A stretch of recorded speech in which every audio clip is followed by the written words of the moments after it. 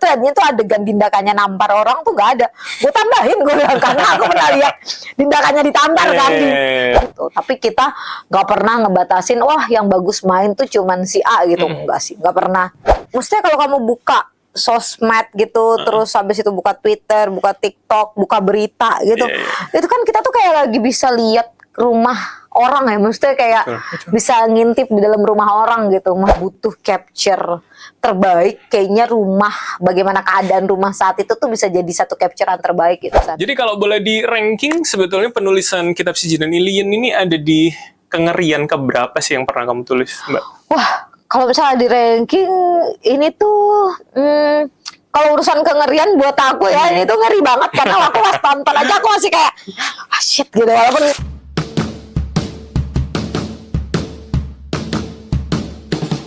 Selamat datang di Broscast. Bram Reza Rifu ngobrol santai di podcast. Yeay! Halo, balik lagi di Broscast. Masih bareng saya Bram Herlambang. Dan kita bersama dengan seorang penulis yang ceritanya lagi banyak banget kayaknya dalam 1 tahun ini. alhamdulillah. Mbak Lelelela. Halo, Mbak. Halo Mas Bram, apa kabar? Alhamdulillah baik, Mbak. Gimana? Alhamdulillah baik dan menyenangkan. Dan menyenangkan, walaupun ya. Semangat dan semangat. Padahal saya tuh mau nanya capek apa enggak. Karena kayaknya dar banget loh. Kita ngobrol tahun lalu salah satu filmnya Mbak, itu aja dari itu udah berapa? 3 atau 4 kali ya sampai sekarang? Iya, sampai sekarang 3. Ya, alhamdulillah 3 apa 4 gitu. Alhamdulillah 3 atau 4. 3 atau 4 kayaknya. Wow, banyak banget. Gimana bagi pikirannya dengan banyak cerita gitu loh, Mbak? Kayaknya sebenarnya mungkin karena udah apa ya, kayak menurut aku tuh bercerita tuh kayak udah bagian dari hidup gitu loh. Bagian dari hidup, kayak kita lagi makan, minum, kita haus gitu kan, kita lapar gitu. Jadi kayaknya aku tuh udah bukan yang kayak lelah banget ya nggak nulis gitu, maksudnya kayak lelah nggak nulis itu, atau misalnya nggak ini, ada sih saat-saatnya capek banget gitu misalnya kalau misalnya terlalu diforsir, tapi kayak makin lama kan bertahun-tahun manusia belajar ya, mesti kayak misalnya belajar ritmenya gitu, dan ketika udah tahu ritmenya kayaknya ini jadi sesuatu yang ya sangat menyenangkan. Apalagi kayak misalnya sekarang film Kitab Si Jin lagi tayang, terus habis itu kayak melihat hasil tulisanku, terus kayak aku semangat banget ngelihatnya gitu, kayak jadinya kayak gini. Oh, gitu. jadi kalau udah tayang itu nambah semangat ya? Oh iya, nambah semangat banget. Apa yang bikin kamu gitu? Maksudnya reaksi penonton kah? Reaksi penonton iya, dan fan teori gitu. reaksi penonton iya banget. Jadi kayak misalnya ketika kita udah tahu nih, wah orang akan takut di titik ini, terus pas nonton bareng-bareng beneran mereka takut gitu. Atau misalnya kayak aku tuh kadang-kadang sesederhana kayak misalnya pas aku nonton kemarin, pertama kali aku nonton Kitab Si Jin gitu kan, terus suamiku tuh masih yang kayak, ini abis ini ada apa sih, sayang abis ini ada apa? Terus aku tuh malah kayak, aku malah kayak gitu, kayak takut kan gitu. Dan itu tuh bikin semangat sih sebenarnya itu, maksudnya bikin kayak makin semangat lagi. Dan kayak, dan saat itu juga kayaknya titik belajar ya. Jadi kayak kadang-kadang tuh aku belajar kayak, oh ini jalan nih buat orang, yang ini gak jalan nih gitu. Kayak mengamati mana yang jalan, mana yang tidak. Jadi di titik-titik ini tuh lagi kayak malah idenya dia lagi bisa tiba-tiba banyak lagi nih.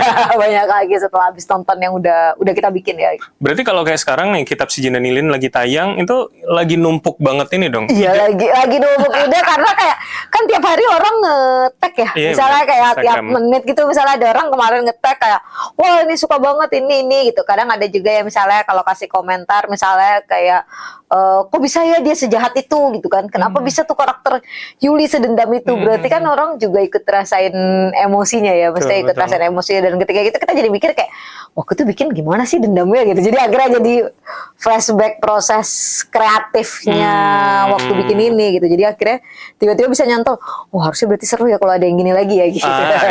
Ada yang kayak gini kayak seru deh, atau ada yang kayak seperti ini kayak seru deh gitu. Ya namanya evaluasi ya, jadi yang baik diulang, ditambahin. Yang baik diulang, ditambahin. Dan kayak apalagi aku tuh paling senang tiba-tiba nanti kayak besok nih aku udah janjian nonton sama adik-adikku, ayo nonton filmku gitu. Dan itu kan enak tuh kita ngelihat, maksudnya aku suka melihat reaksi orang di bioskop. Terdekat. Iya, dan orang terdekat sama orang lain sih. Kadang-kadang suka random nih aku sama suamiku kayak, kita nonton Si Jin di sini gitu. Jadi kayak kita suka. Padahal sudah sebelumnya. Sudah, tapi kalau misalnya udah lagi itu tuh aku pengen lihat dong orang orang di mana ya gitu, maksudnya secara organik ya mereka akan membicarakan apa gitu tanpa tahu, maksudnya kalau aku apa ya, kalau misalnya aku selebgram pasti kan ketahuan dia salah satu Sijin. Aku kan nggak mungkin kayak nonton Sijin tiba-tiba pakai kaos Sijin gitu kan kayak padahal tidak ada promo apa tuh aku pakai kaos Sijin kan enggak gitu. Jadi malah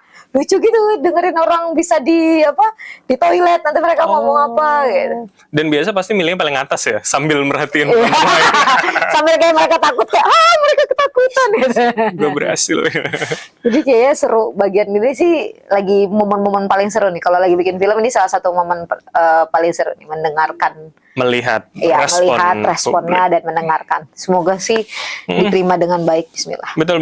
Kayaknya dari beberapa hari karena kita tapping ini ketika 2 hari tayang ya? Oh iya, 3 hari tayang. 3 hari tayang. Berarti kan artinya kayaknya tag-nya lagi banyak banget, mungkin di Twitter mention-nya banyak gitu loh. Di Instagram sih paling sering di kayak Instagram. di Instagram paling sering kayak orang habis nonton terus nge-tag. Oh, I see. So far gimana? Sesuai sih. ekspektasi nggak itu dulu deh? Alhamdulillah sesuai ekspektasi. Ada beberapa yang sesuai ekspektasi, ada beberapa juga yang kayak, kita nggak menyangka ya mereka menyadari bagian itunya gitu. Oh, kayak, lebih dong berarti ada. Iya, alhamdulillah ada yang lebih. Yang paling sesuai ekspektasi adalah kita tuh memang pengen bikin heroin ya, maksudnya dia hero perempuan, protagonis perempuan, terus habis itu kayak dengan penuh dendamnya dia ya kan, terus kemudian melakukan santet yang menyeramkan ini gitu, dan kemudian orang juga menerima, bahkan kayak ikut bersama si hero-nya. Aku pikir tuh mereka akan kayak cuman sebel aja, tapi enggak, kayak banyak juga yang membela, ya sih gue juga kalau jadi dia akan kayak gini. Jadi kayak berarti kan di titik itu tuh penontonnya ikut bersama karakternya ya gitu. Walaupun kalau misalnya nonton di film ini memang aku tidak ada batasan mana, ibaratnya kayak siapa protagonisnya, siapa antagonisnya kan, itu kan sebenarnya ya protagonis antagonis itu kan dia klasifikasi karakter untuk kemudian melihat pergerakan karakter gitu. Tapi kalau kita balik lagi ke karakter, nggak apa-apa juga ketika kita fokus sama karakter itu punya pergerakannya masing-masing gitu. Jadi tidak harus dibatasin yang ini harus bergerak baik, yang ini harus bergerak buruk gitu. Nah, tergantung sama si goal dan motivasi karakternya gitu. Jadi kalau misalnya kamu nonton kitab sihir gitu, kamu tuh kayak sebenarnya siapa sih protagonisnya gitu, karena semuanya tuh bisa kita ikutin. Karena gitu. semua punya 2 spektrum itu ya, iya, baik dan jahat itu baik ya. dan jahat itu yang sebenarnya dimainin sama kita. Oke. Kamu sengaja taruh itu artinya ya untuk menyamarkan itu, atau sekarang kan ada konsep namanya anti-hero ya sebetulnya. Dia bukan villain, tapi dia nggak hero-hero banget sebetulnya. Sebenarnya balik lagi buat aku tuh, sebenarnya itu kan konsep, itu kan klasifikasi ya bentuknya gimana gitu. Tapi aku waktu nulis tuh aku sebenarnya lebih kayak kita mau ngomongin apa gitu. Balik lagi kita mau ngomongin apa. Kalau kita ngomongin kitab Sijin sama Iliyin itu kan 2 statement yang kemudian tertulis dalam Al-Quran bahwa perbuatan baik manusia akan dicatat di Iliyin dan perbuatan buruk akan dicatat di Sijin gitu. Nah, itu kan berarti ada perbuatan baik, ada perbuatan buruk nih gitu. Kayaknya rasanya kalau kita hanya mengcapture bagaimana seorang hero yang baik bergerak, kayaknya kok tidak akan mengcapture si perbuatan buruk ini. Tapi kalau kita juga hanya mengcapture perbuatan buruk ini, kita juga tidak akan melihat si Iliyin ini. Jadi akhirnya aku sengaja untuk kemudian karena yang mau kita sampaikan adalah Sijin dan Iliyin ya kalau gitu kita tidak perlulah pakai konsep siapa hero-nya, siapa anti-hero-nya gitu. Kayak kita datangkan saja keadaan karakter dengan keadaannya masing-masing dan kita ikutin perjalanan hidupnya mereka.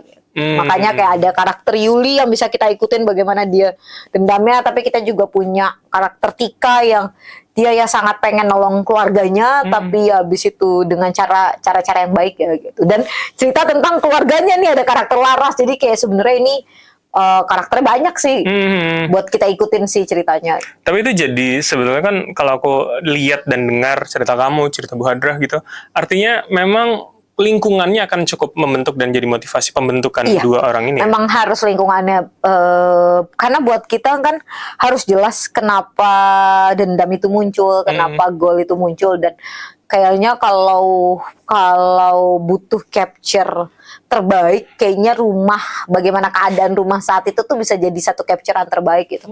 Bahkan kayak nggak nyampe 5 menit kamu tiba-tiba udah langsung bisa ngikutin dia dendam gitu. Oh iya. Kayak cuman 1-2 scene langsung kayak kamu ngeliat kayak oke ini pasti bakal dendam sih gitu diginiin gitu. Atau kamu lihat ini penonton, ini relate nih gue banget nih masa Iya. kecil kayak gitu sekarang ya.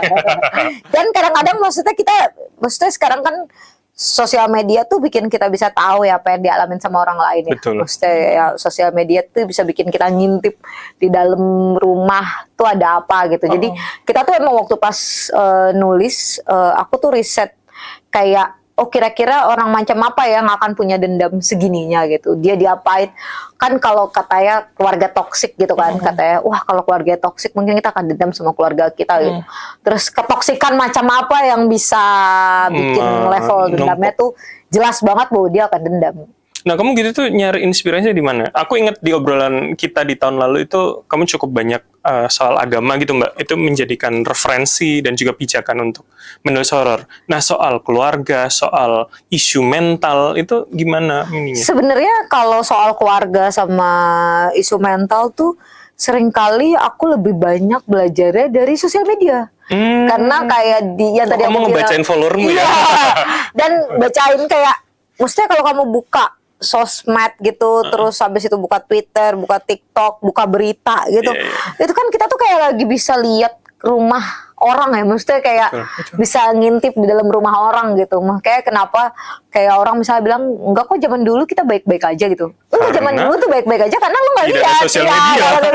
Lo nggak lihat. Tapi zaman sekarang kita tuh bisa lihat kayak bahkan kamar orang tuh kayak apa gitu, dia ngerasain apa. Jadi sih kayak kalau misalnya aku lihat kayak gila ya kasihan banget ada orang seriusan diginiin sama ibunya gitu, atau diginiin sama bapaknya gitu, atau kayak misalnya berantem, atau misalnya ada kayak oh bisa ya anak selingkuhan terus jadi ditinggal sama bapak ibunya, terus ditinggal sama ibunya gitu, dan kita akhirnya membayangkan kondisi itu gitu. Oh mungkin bisa itu, walaupun gak semuanya kita ambil tapi kita serap. Aku langsung bikin satu karakter, bayangin kalau dia kayak gini terus dia ngalamin itu, nah aku ikut aja sama si karakternya gitu.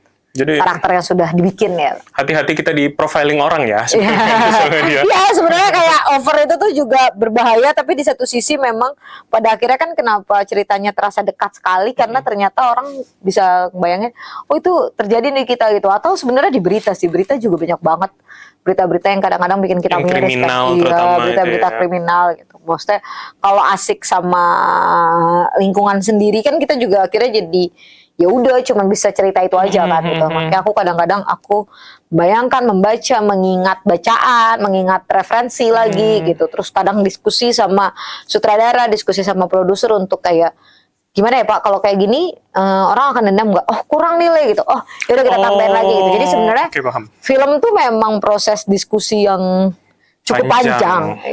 That's why kamu tidak mau dibatasi waktu diskusi ya biasanya. Iya.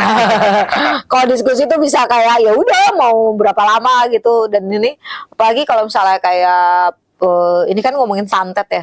Saya bukan cuma karakter tapi proses menyantet gitu, orang mati gitu. Aku tuh sama Kak Hadra sama Pak Sunil tuh bisa kayak berjam-jam hanya membayangkan kayak matinya gimana ya mereka gitu. Mati yang seru bagaimana Tapi gitu. cari di mana? Misalkan santet itu kan oke di berita, di sosmed itu kan Sebenarnya hal yang kan, langka ya. kan di kitab Sijin ini kan ada santet 40 jahitan ya. Santet namanya tuh santetnya tuh dijahit gitu. Jadi mayat yang belum 40 hari, terus kalau harus kamu ambil, terus kalau kamu mau nyantet misalnya si A gitu, terus kamu harus nulis namanya, kamu masukin ke Bagian kulit badannya. bagian mayat-mayatnya, terus dijahit gitu. Nah sampai akhirnya membentuk si 40 jahitan itu. Jadi aku nyebutnya santet 40 jahitan itu. Nah waktu pertama kali aku cerita ke Pak Sunil waktu itu kayak Pak buat kitab Sijin aku mau cerita tentang santet 40 jahitan gitu. Santet itu tuh akan pakai mayat, dia dijahit, terus habis itu dia akan, dan lebih baik kalau mayatnya itu satu keluarga gitu. Terus Pak Sunil sama Hadranya itu dari daerah mana Le gitu? Itu dari daerah pikiran saya aja gitu. Karena kayak tiba-tiba muncul aja gitu. Kadang-kadang tuh suka muncul karena kadang-kadang itu kan kayak misalnya kenapa disebut 40 gitu. Kalau kamu sadar kan 40 tuh ada di dalam sebelum 40 hari. Betul. Ya kan ada 40 harian kan. Jadi aku kayak mikir wah sebelum 40 hari ada santet harus ini dijahit, itu kayaknya itu sesuatu yang sakral gitu kan. Jadi kayak seakan-akan tuh itu tuh kayak sesuatu yang ini, dan kemudian ditambah sama aku sama Kak Hadra riset akhirnya gitu. Maksudnya kita riset ke beberapa apa ya, kayak cerita-cerita dukun lah gitu, maksudnya cerita-cerita dukun, dan kemudian si dukun itu bilang itu bisa banget, apalagi kalau misalnya mayatnya tuh mayat satu darah gitu. Terus keluarga. Iya, mayat satu keluarga. Terus misalnya lebih ampuh lagi kalau buhulnya ditaruhin sesuatu gitu. Terus kan kita nggak nemu nih buhulnya dijahit pakai apa gitu. Terus aku kadang untuk melengkapi itu, solid itu. Jadi kadang-kadang tuh itu tuh apa ya, kombinasi antara pikiran kita, ide sama sesuatu yang ada di nyata gitu. Jadi kayak dikombinasi ada di nyata ya kan, bisa nih pakai ini. Terus ditanya lagi nih sama produser kan, sama personel kayak, terus dia dijahitnya pakai apa ya? Kan nggak mungkin dijahitnya cuman pakai jarum kok, kayaknya nggak serem ya. Mayat dijahitnya pakai jarum kayak kecil banget gitu. Terus aku buka beberapa cerita. Dan kemudian ketemu sama bapakku gitu. Bapakku cerita, kebetulan kan bapak saya Ustadz kan. Terus aku cerita tentang Abi ceritain dong sihir di zaman Nabi gitu kan. Terus aku ingat banget, terus bapakku tuh cerita. Waktu itu Rasulullah pernah, kata beliau, Rasulullah pernah dapat sihir. Di zaman dulu tuh Rasulullah pernah terkena sihir. Itu tuh buhulnya katanya ditaruh di bawah di satu, kalau nggak salah ada di dialog itu tuh, ada di dialog kitab sijil tuh aku masukin dalam sebuah goa, dan ketika buhul itu dibuka dia tuh ada namanya dan dililit sebuah kain yang lengkap gitu.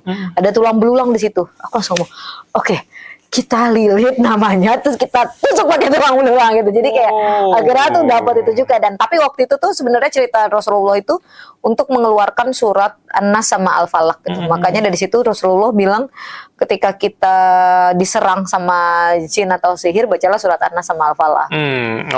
Jadi tapi kan jadi inspirasi tuh, dan itu diceritakan juga di film Kitab Sijil. Jadi cukup padat ya sebetulnya, dan beralasan kamu. Jadi sebenarnya kalau aku tuh ya itu, misalnya aku tetap ada kayak membayangkan ini akan menyeramkan, tapi di satu sisi kan kita bisa ngambil dari banyak hal, kita kombinasikan. Jadi lah santet yang sekarang kelihatan di Kitab Sijil. Untuk seorang penulis butuh berapa lama sih dalam menelurkan satu cerita beserta riset yang dalam tadi? Itu tuh relatif sih, Mas. Aku tuh kayak gak bisa kayak ini 7 hari gitu kan, atau sebelum 40 hari tidak juga ya kan. Atau misalnya kayak ini butuh 2 tahun, kayaknya setiap orang relatif dan tergantung kayak apa. Bukan musim ya. Aku kalau musim kan terlalu lucu. Kayak musim kawin ya kan. Enggak sih. Lebih kayak waktu santet, waktu memutuskan untuk santet itu tuh proses kayak oke, kita mau bikin santet ini, cerita tentang gini, tapi prosesnya mungkin cepat sekali, tapi penyempurnaannya yang lama gitu. Jadi kita butuh berbulan-bulan untuk menyempurnakan bahwa, dan pada akhirnya menuliskan rewriting ya sebenarnya, kayak menulis ulang, ditulis ulang, dan akhirnya jadi makin jadi ceritanya gitu. Artinya pola yang sama ya. Jadi kayak menurut aku nggak pernah ada waktu yang tepat, bahwa 3 bulan adalah waktu yang tepat, atau 3 tahun adalah waktu yang tepat, nggak juga gitu. Jangan-jangan ada cerita yang tidak butuh waktu yang cukup lama untuk dia menuliskannya gitu, hanya karena kita lagi nggak ada waktu, jangan-jangan baru bisa ini ya kan. Tapi ada juga cerita yang dia butuh waktu yang lama untuk ngendapinnya, karena misalnya kita butuh riset yang cukup panjang gitu. Jadi buat aku tiap orang tuh punya caranya masing-masing gitu. Nah kalau aku sendiri lebih ngikutin kayak, ya kalau misalnya pada akhirnya kita butuh 2 bulan nih gitu, ya kalau emang nggak ketemu sama ceritanya aja nggak bisa dipaksain juga 2 bulan. Kitab Sijil dan Lilin, kamu butuh berapa lama mengendapkan? Kitab Sijil dan Lilin tuh cukup lama deh kayaknya. Kita tuh buat nyari ceritanya aja ada kali berbulan-bulan buat nyari ceritanya ya. Dan buat nulis. Artinya ceritanya kor panjangnya itu. Iya, 6 bulan gitu ada. 6 sampai 1 tahun kayaknya ada deh Kitab Sijil sama Lilin. Maksudnya aku sama personel dulu ya bolak-balik, baru ke sutradara, ke Kak Hadra, terus baru abis itu kita menulis ulang si ceritanya gitu. Tapi kalau misalnya kayak udah semuanya ada di otak aku tuh, kayak draft aku tuh nggak pernah sampai kayak draft 30 tuh nggak pernah, paling draft 5, draft 7, karena sebenarnya udah secara fondasi tuh udah ya mungkin perintilan aja kali ya, sudah dipersiapkan gitu ya. Kayak ibaratnya di kepala tuh harus sudah oke, seperti ini sudah cukup solid untuk kita tuliskan. Oke, nah ini orang juga banyak bertanya sebetulnya ketika mereka belum nonton, lihat trailernya aja, sebenarnya ini masuk kategori apa sih? Horor? Gore? Melihatnya kan kayaknya ya cukup ini ya, cukup Ini horor dan menegangkan gore. di akhir trailer. Ini horor iya, gore iya, drama banget. Jadi Oke. kayak bahkan dramanya tuh kamu kayak, wah kok tiba-tiba ada mereka selingkuh ya. Ada perselingkuhan tiba-tiba di tengah cerita gitu karena drama. Terus habis itu ada cerita tentang anak sama orang tua, Iya. anak sama sama dia kan dianggap anak selingkuhan ya kan gitu. Terus habis itu bagaimana kemudian antara keluarga saling menjaga, ada anak yang pengen rajin ibadah tapi keluarganya toksik gitu. Itu jadi kayak dramanya juga kental banget. Jadi gore, drama, horor terakhirnya gitu. Terus dengan sedikit sentuhan bukan cuma sentuhan sih, bahkan kayak jadi fondasi religinya ya adanya karena kitab Si Jin dan Ilin itu. Jadi Oke. kayak sebagai fondasi karena yang dibawa tentang kitab Si Jin dan Ilin, dan kitab Si Jin dan Ilin kan dalam terminologi Islam kan. Jadi mau nggak mau kita memang kemudian bukan cuman hanya nempel tapi memang jadi fondasi kita. Nah, itu susah nggak sih? Maksudnya banyak hal yang diinginkan, tapi sebenarnya layer utamanya adalah soal kitab itu tadi. Gak susah karena punya karakter sih. Maksudnya buat aku tuh lagi-lagi cerita horor genre itu tuh selimutnya si karakter kan. Jadi kayak karakternya butuh nggak ya sama genre ini gitu. Jadi kayak yang karakter inginkan, motivasi karakternya dia butuh nggak pakai genre ini gitu. Aku selalu bertanya kayak butuh nggak ya dia buat sampai tiba-tiba jadi ditakut-takutin gitu kan ibaratnya kayak butuh nggak ya, kalau nggak butuh kan akhirnya jadi horor tuh jadi tempelan Tidak aja terasa gitu. ya. Nah, tapi semakin aku sering bikin dan bergurau dengan genre ini untuk bertahun-tahun. Ya memang semakin sering akhirnya aku menjadikan genre ini adalah ya ketika si karakternya, maksudnya karakter Yuli tuh tidak punya cara lain selain mengambil selimut horor dan gore. Karena dendamnya dia itu udah tidak bisa dibalaskan dengan kayak oke, mari kita dendam dengan mengambil misalnya suaminya dia gitu ya kan, suaminya si Laras gitu. Nggak bisa, orang waktu itu dendamnya dia tuh juga ke ibunya Laras, ibunya tuh pernah nyantet keluarganya gitu kan. Jadi kan nggak mungkin nih si karakter nih dendam hanya dengan drama ya kan. Pasti kan dia dendam dengan apa? Oh, dengan santet gitu kan. Pada akhirnya Jadi kan cara santet, ekstrim yang bisa dilakukan karakter. dan cara ekstrimnya tuh akhirnya membuat kita butuh selimut genre horor dan gore itu gitu. Untuk ngambil si tindakannya gitu. Jadi kadang-kadang ketika misalnya kita belum menemukan karakternya mau apa ya, akhirnya horor itu jadi cuman tempelannya dia kan. Kamu kalau sedang menulis gitu ya, sebenarnya sudah kebayang nggak sih siapa pemainnya, misalkan apakah, karena gini, menurutku ini menarik ketika melihat Yunita, kita biasanya melihat dia antagonis yang super baik gitu. Protagonis yang super baik. Terakhir dia disakitin sama keluarganya ya. Betul, kan? Gitu kan melas, kasihan gitu saya sebagai penonton ya Mbak. Tapi kemudian hari ini kita lihat di trailernya itu dia bisa segarang ya itu, gitu, sejahat itu gitu loh. Terus ada tindakannya yang kita lihat ya ini. Sebenarnya kalau kita membayangkan enggak, sebenarnya menurut aku percaya siapapun pemainnya dia bisa memainkan itu. Tapi memang selalu menemukan jodoh yang paling pas gitu. Dan ketika waktu pas, kayaknya aku ingat banget waktu pas kitab Si Jin Ilin ini salah satu yang jadi langsung match dan kawin adalah karena waktu itu kita ada penyempurnaan skenario pas sudah ada pemainnya itu. Jadi ketika kita lagi nyempurnain skenario, Pak Sunil bilang kayak bagus sekali kalau yang main si Yunita sama Dinakanya gitu. Terus aku bilang, wah bagus tuh gitu kan. Ini jadi ini, dia jadi ini kan, ngomong gitu. Terus kalau fix jadi main kasih tahu aku ya Pak gitu. Terus kenapa emang udah pokoknya kasih tahu aku gitu. Terus makanya waktu pas dia belajar jadi main gitu, tindakannya jadi main itu tuh artinya tuh adegan tindakannya nampar orang tuh gak ada. Gue tambahin gue bilang karena aku pernah lihat tindakannya ditampar kan di satu cuplikan video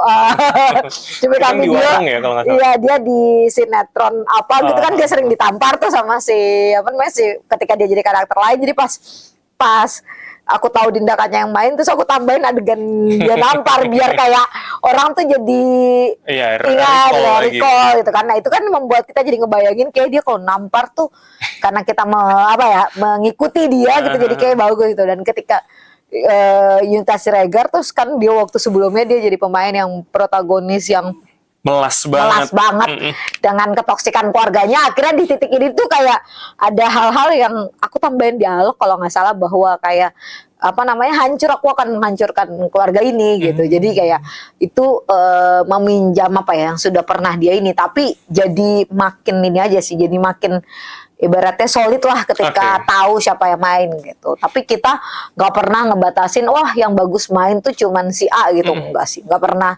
Aku nggak pernah kayak membatasi pikiran. Atau sengaja aku nggak mau bayangin supaya nanti Iya. bisa lebih luas Karena aja. buat aku itu tuh ranah pembayangan, itu tuh miliknya director sama produser Oh. juga gitu. Maksudnya keputusan itu kan bukan cuma keputusan penulis ya gitu. Paling kita ditanya pendapat gitu aku akan jawab, tapi kalau tidak ya tidak perlu ini, karena buat aku ya tugasku adalah menciptakan karakter itu di dalam skenarionya kan. Siapapun yang main nanti akan jadi tugas dia untuk menghidupkan si Deliver. karakter ya gitu, dan bersama si sutradara. Oke, kamu ini ya sebetulnya agak bermain-main sedikit dengan imajinasi publik ya. Iya, aku Jadi- tuh orangnya nggak mau karena buat saya filmmaking itu, proses filmmaking itu adalah proses bersama. Jadi ketika semakin kamu ingin mendominasi, semakin juga akhirnya cerita ini tuh kehilangan apa ya? Kehilangan bahwa ini ruhnya tuh bukan punya ruh saya, ruh aku doang gitu. Buat aku tuh kayak menulis skenario ya, dia tugasku pada setiap kata demi kata, setiap hal yang aku tuangkan di dalam cerita itu, di kertas itu ya gitu. Dan ketika itu jadi blueprint kan. Nah ketika milik sutradara, kemudian sutradara akan membantu saya untuk dia yang akan menelurkan kira-kira nih bentuknya dari blueprintnya apa. Jadi tanggung jawab aku tuh harus sampai blueprint itu gitu.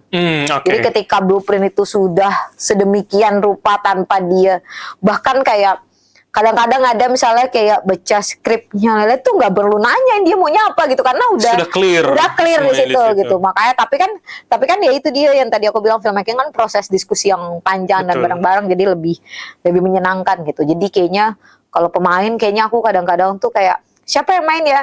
Ya mungkin ini bagus, yang ini juga bagus. Oh, dia kasih pernah beberapa gini. pilihan Iya, kasih dengan beberapa pilihan. kebutuhan karakter ya. Tidak pernah kayak aku membayangkan menulis hanya untuk dia gitu. Tidak lah, siapa saya?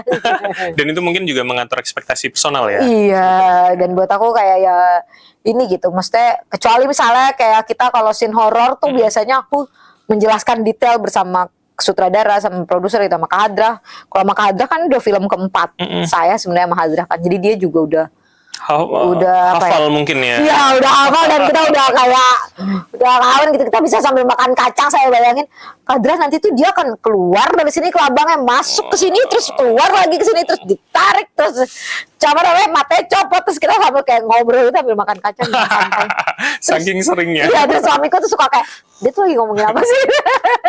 Seru ya tapi ya. Membayangkan Seru banget. Membayangkan paling banyak di kitab Sijen ini adalah membayangkan bagaimana mereka mati satu persatu Aduh, dengan beragam alasannya. dengan beragam alasan. Jadi kalau boleh di ranking, sebetulnya penulisan kitab Sijen dan Ilian ini ada di kengerian keberapa sih yang pernah kamu tulis, Mbak? Wah, kalau misalnya di ranking ini tuh, kalau urusan kengerian buat aku ya ini tuh ngeri banget, karena aku pas tonton aja aku masih kayak shit gitu, walaupun jadinya aku, gini ya? Iya, terus aku nonton tuh bisa kayak kalau orang ketakutan terus gue tepuk tangan gitu kayak Berhasil. wah gitu. Terus itu tuh tapi ini serem banget sih. Kamu harus tonton, ini serem banget. Itu personal berapa? Personal Pertama tuh kah kayak- atau ada Kalau gimana nih kita ranknya? paling tinggi misalkan nomor 1 ini gitu. Oh, paling takut ya, paling nyerem ya. paling serem. Paling serem, ini paling serem sih. Ini paling serem Salah ya? satu yang paling serem sih. Oke. Kayak salah satu yang paling serem secara serem ya, maksudnya karena ada titik di mana dia tuh match antara kapan harus menjijikan, kapan harus berdarah-darah, dan kapan harus ada jump scare. Oke. Jadi kayak jump scare still ada, karena lagi-lagi ini genre-nya horor dan Dan itu kebutuhan dia ya. membutuhkan gitu kan. Nah terus karena kan ya sama kayak, makanya kenapa kemarin aku tuh menarik banget ketika Kitab Sijen bikin ngelihat heart rate ya. Nah kenapa jump scare tuh dibutuhkan? Sebenarnya kan ketika kita nonton tuh kita udah ada sensation seeking kan. Nah ketika ada orang nonton film horor dan mereka mencari sensation seeking itu mereka tuh menunggu letupan apa ya, heart rate sebenarnya, denyutnya tuh dicari sama orang yang nonton sebenarnya. Jadi kalau misalnya kita nonton film horor terus kayak flat gitu kan, terus bingung, itu tuh pasti orang juga akan kayak kita nonton apa sih gitu kan, karena mereka siap, ready sebenarnya, ready untuk ditakutin sebenarnya, bukan ditakutin, mereka memang mencari ketakutan itu. Sama kayak kita lagi naik roller coaster kan nggak mungkin kita naik roller coaster kayak pas habis beli gitu kan, oke kita naik roller coaster tiba-tiba kayak nggak mungkin itu. Makanya jump scare tuh dibutuhkan untuk kayak kejutan itu ya, ada kejutan itu. Nah di Kitab Si Jin ini tuh kejutan itu juga ada gitu, jadi menariknya itu, jadi kejutan itu ada, si gore yang berdarah-darah juga kayak itu juga ada ya. Yang kalau di trailer ulat-ulatnya aku nggak tahu ular yang di mukanya Tara itu ada kayak larva gitu ya kan, habis itu ada kayak kelabang ya, kayak maybe kayak kelabang gitu di sini. Mbak, untuk seorang penulis ini terakhir, untuk seorang penulis karyanya sudah keluar dinikmati publik, seberapa itu jadi evaluasi untuk personal, terutama untuk Kitab Si Jin dan Indian? Wah, aku kalau udah habis keluar ke masyarakat, ke banyak orang udah bisa nonton gitu, buat aku tuh itu kan sudah bukan milik saya lagi ya. Jadi kayak orang mau ngomong apapun ya, buat aku itu tetap adalah sesuatu yang bisa jadi evaluasi kita gitu. Kecuali hal-hal yang bukan mengevaluasi ya, tapi apa ya, kayak kan pasti ada aja ya titik-titik di mana kayak ngata-ngatain atau apa. Sekarang tuh soalnya bias orang tuh komentar di sosial media tuh kayak sudah tidak ada batasannya lagi kan gitu. Mesti apalagi kayak kemarin terakhir kan aku habis ngalamin kayak di head comment gitu sama orang gitu. Tadinya ada saatnya aku udah masih takut banget tuh buka sosial media gitu, kayak takut terjadi lagi, takut habis itu cukup traumatis gitu kan. Nah tapi kayaknya di saat-saat ini tuh aku akhirnya kayak pelan-pelan untuk kayak evaluasi, misalnya yang orang suka ini, orang nggak suka ini. Cuman lagi-lagi sebenarnya ya evaluasi pasti kayak aku suka diajarin bahwa batasannya ya evaluasi mendengarkan apa yang masuk sehat akal dan bijak dan untuk didengarkan gitu. Itu pasti aku dengerin banget. Kalau misalnya kayak evaluasi biasanya aku nyatat kayak orang tuh nggak suka deh di ini tuh, atau misalnya kayaknya yang ini nggak bisa nggak works ya di mata ini, tapi ya masuk akal, yang bijaksana gitu. Tapi ketika itu sudah traumatis lagi atau menyakiti, kayak gue agak kayak mulai mengurangi mencari-cari gitu. Mulai mengurangi mencari-cari dan kayak gue bawa kayak ya sudah, bawa kayak tanggung jawab penulis skenarionya dijalankan sebaik-baiknya. Jadi kayak buat aku idealis itu adalah ketika aku bener-bener kayak menyelesaikan skenario dengan sebaik-baiknya, sutradaranya happy, produsernya happy, dan kemudian alhamdulillah ketika penontonnya happy dan banyak yang nontonnya jadi jutaan gitu. Amin. Oke, amin. Itu doa bersama, semoga ini semakin meledak. Ya, bismillah, semoga ini meledak biar habis itu bisa bikin lagi yang menyeramkan ini. Tentu itu jadi masukan ya, jadi energi baru ya. Iya, jadi energi, bismillah. Siap, terima kasih Mbak Leleh atas insight-nya. Nanti jangan bosan, kita ajak ngobrol lagi. Wah, project berikutnya, saya pengen tahu yang lebih serem lagi di sini. Sampai ketemu lagi di episode berikutnya. See you.